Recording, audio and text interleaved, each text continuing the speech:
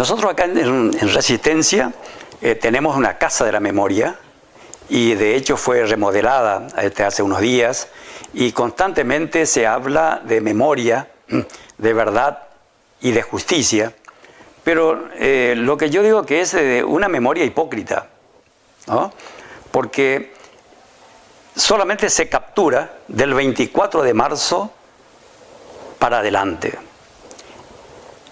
y se olvidan de todo lo que ocurrió para atrás, más precisamente del año 1969, a partir de ese año, ¿no? Entonces, la memoria tiene que ser completa, si no, no es ni será nunca memoria, ¿no? Pero ¿por qué algunos pretenden ocultar el 50% de la memoria? Especialmente el peronismo. ¿Por qué al peronismo le interesa ocultar esa historia? Porque si se la rescata a esa historia, saldría con claridad a la luz que el gran responsable del golpe de Estado de 1976 es el peronismo. Es más, yo te diría que el golpe de marzo de 1976 comenzó en mayo de 1973. Exactamente, de la asunción de Cámpora, más específicamente. Y un poco antes también, porque a partir de 1969, en el marco del programa Lucha y Vuelve, hasta 1973, las distintas organizaciones subversivas, formaciones especiales, peronistas como se le llamaba, realmente enloquecieron al país. En ese lapso de 4 años hubo como 56 tomas de comisarías, de universidades, incluso de pueblos enteros. Hubo secuestros que le reportaron a los guerrilleros millones de dólares. Hubo más de 40 atentados con explosivos. Bueno, realmente, ¿y todo para qué? Para que regrese el líder. El problema fue que cuando ese líder que regresaba, para cuando regresó, ya era un anciano agotado, de 80 años, con 2 recientes infartos encima, un enfisema pulmonar en franco progreso, y bueno, vino acá, estuvo 7 lamentables meses en el poder y murió, ¿no? Entonces, pero antes que él asuma la presidencia, como paso previo, como él no podía ser candidato a presidente, lo pusieron al tío Cámpora de presidente, ¿no? Bueno, él asumió el 25 de mayo de 1973. ¿Qué fue lo primero que hizo?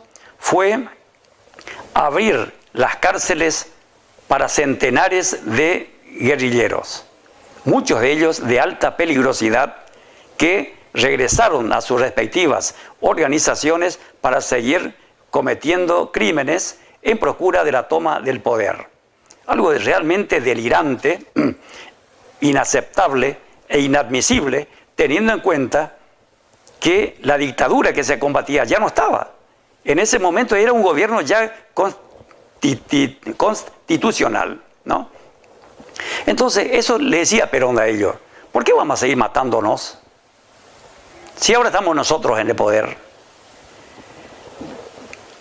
Perón, entonces, ahora, ocurrieron cosas realmente terribles, como la masacre de Ezeiza también. Se suponía que el regreso del líder tenía que ser una fiesta, pero lo recibieron con francotiradores, fusiles de asalto, armas cortas y explosivos.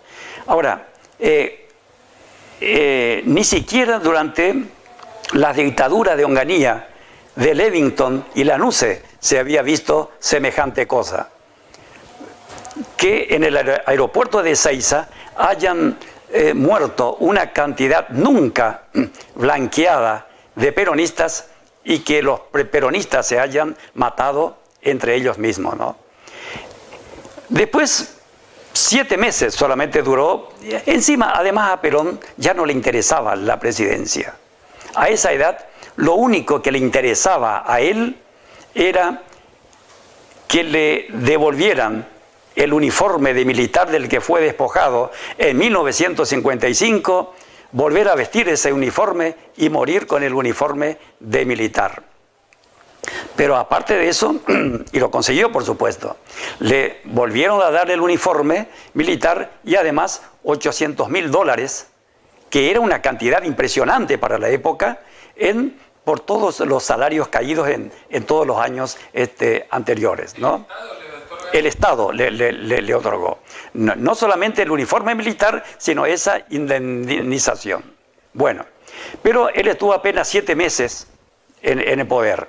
Y le sucedió en el cargo Isabel Perón.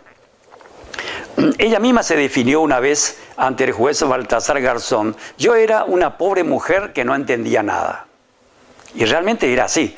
Realmente fue con ella que literalmente se abrió la caja de Pandora de la violencia en el país. Había asesinatos políticos todos los días, tal así que en una oportunidad, en el 75, le escribió una escritora que se llamaba Marta Mercader, le mandó una carta cerca de la Navidad de ese año a Isabel, preguntándole: señora presidenta, ¿con cuántos muertos vamos a pasar ahora nuestra cristiana Navidad? Bueno, Jacobo Timerman en el diario La Opinión ya alertaba que el país estaba en guerra. Con más razón cuando sucedió lo de Formosa.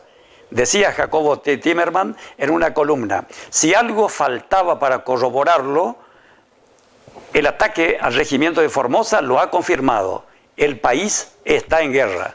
A lo largo y ancho del territorio, de su territorio, Argentina está en guerra, ¿no?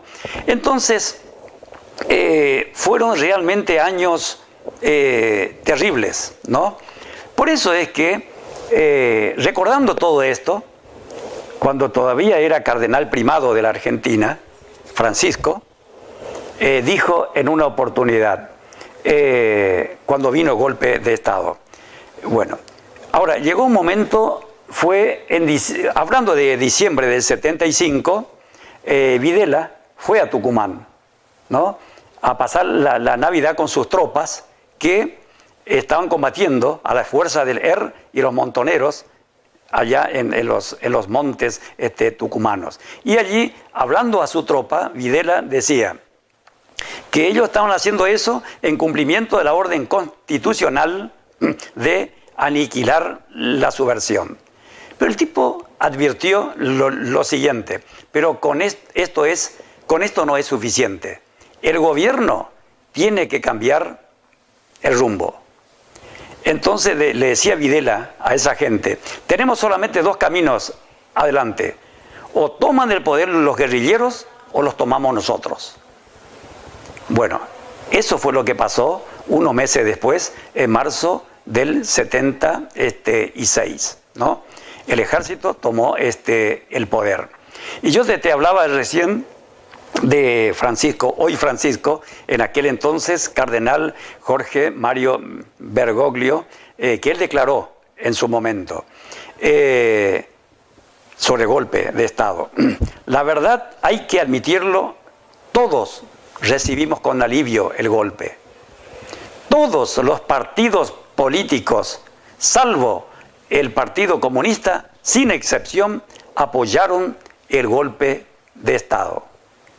Entonces, en esto, decía Bergoglio, nadie tiene que lavarse las manos. Y todavía estoy esperando, decía Bergoglio, que los partidos políticos y las corporaciones pidan perdón como lo ha hecho la Iglesia. Y tenía razón, nadie pidió nunca perdón, hicieron una autocrítica de la responsabilidad que les cupo a cada uno de ellos en ese golpe de Estado. Y el que más debería haber pedido perdón era el peronismo, ¿no? Entonces,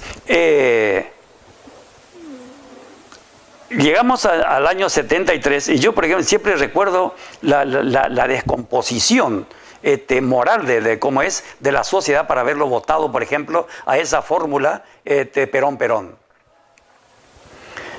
Porque Perón siempre se declaró padre de la guerrilla y Perón había incorporado a la guerrilla como parte especial de su partido. Entonces, el país, por culpa de Perón, había enloquecido literalmente. Entonces, que vuelva a ganar con más del 70 o 62% de los votos, realmente era uno que ya de por sí ya se sabía que no iba a durar mucho, ya era un anciano de 80 años, ya terminado. Bueno, entonces, es por esas cosas, se han cometido muchos errores en ese sentido. Entonces, yo fui testigo de esa época.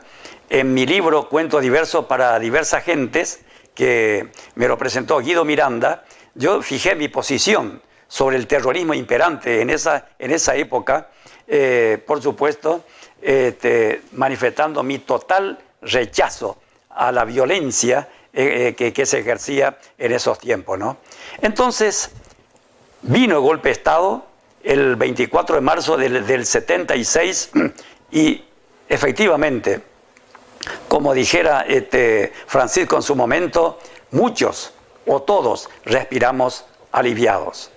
Es decir, en ese momento no sabíamos que como el proceso de reorganización nacional, como se denominó, iba a utilizar exactamente las mismas tácticas terroristas que sus adversarios, ¿no? Se cometieron hechos realmente terribles en materia de violación de los derechos humanos. De modo que no justifico ni la violencia que hubo antes de ese golpe de Estado, ni la violencia que vino de la mano de ese golpe de Estado. Entonces, un poco para hacerla corta, mi última reflexión sobre este tema sería que es increíble que todas esas cosas que pasó en la década de plomo, en la década del 70, haya ocurrido en un país que se considera o que se precia de ser cristiano como la Argentina, ¿no?